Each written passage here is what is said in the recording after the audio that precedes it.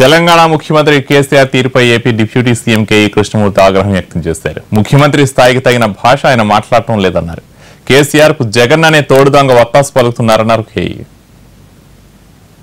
ప్రధానమంత్రిని తీసుకోవాలన్నా, కృష్ణా ట్రిబ్యునల్ తీసుకోవాలన్నా, సిడబ్ల్యూసీని తీసుకోవాలన్నా, ఎవరిని తీసుకోవాలి జేజమ్మ అంటే నాకు అర్థం కావడం లేదు.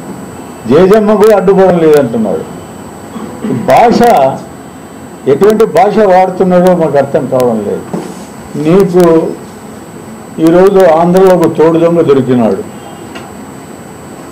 ఆ తోడు దొంగ జగన్.